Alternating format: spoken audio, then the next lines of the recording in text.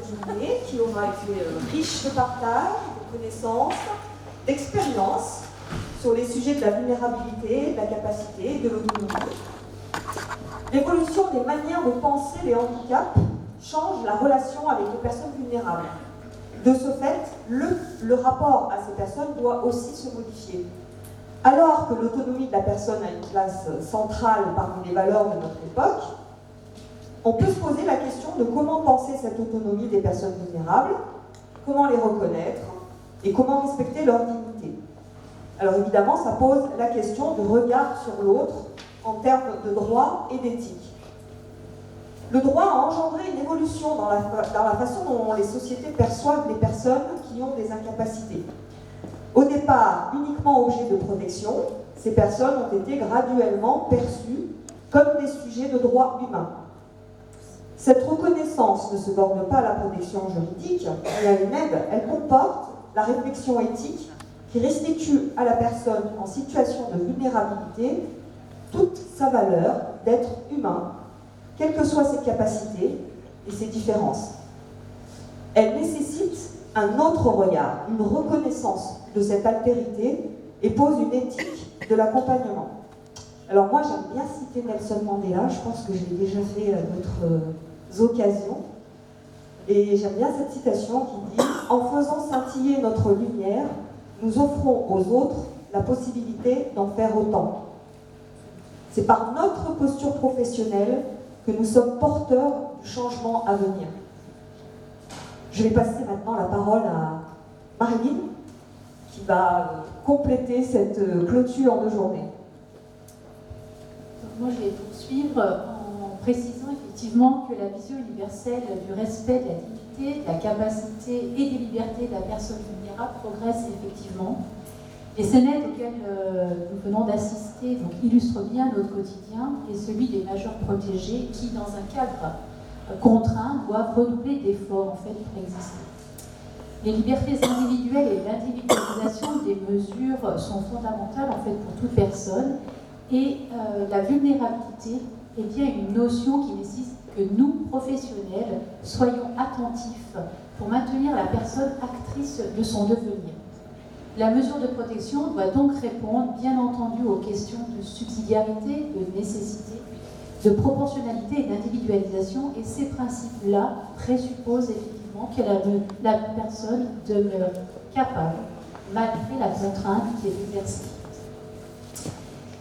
Au travers de la journée d'aujourd'hui, nous voyons bien le chemin qui nous reste à parcourir ensemble, et ce travail collectif et passionnant à la fois, qui s'est déjà engagé, se concrétise surtout par les évaluations externes et les évaluations internes, passées et à venir.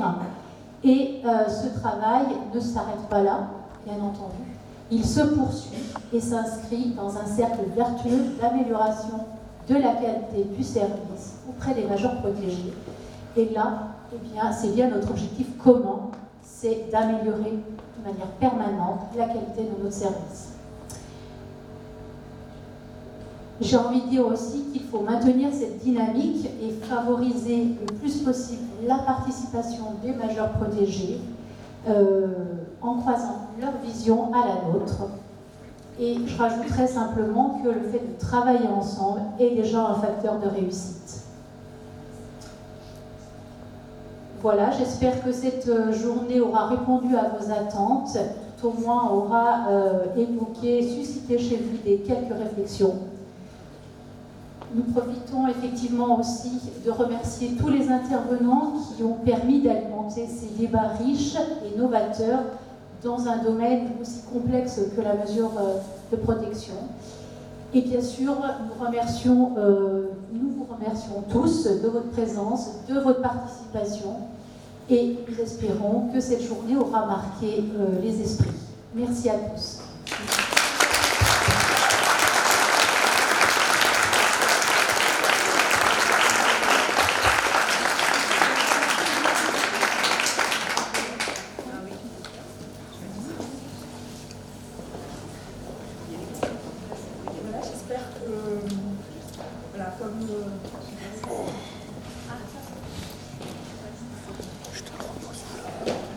sur le chariot ou dans le sac, directement dans le sac à dos. Ouais, merci. L'idée de cette journée, c'est... On fait. Oui, alors on espère vraiment que effectivement ça marquera les esprits.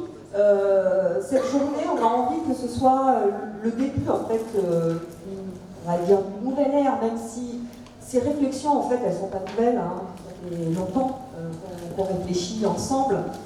C'est pour ça que j'ai souhaité en début de journée vous remercier pour vos différentes participations à ces différents projets, ces différents travaux, ces différentes formations qui quelquefois peuvent paraître un petit peu envahissantes, hein, parce que voilà, hein, c'est compliqué hein, de rajouter des choses dans son quotidien, mais en même temps c'est vachement important, c'est nécessaire même, et j'avais envie de dire que voilà, ce que nous aimerions, et j'associe évidemment les directrices, j'associe les mandataires référents aussi également, nous aimerions effectivement poursuivre cette dynamique à l'occasion de l'évaluation interne, aux côtés de Aude en particulier, mais aussi à l'occasion des différents travaux qu'on va mener, des différentes réflexions.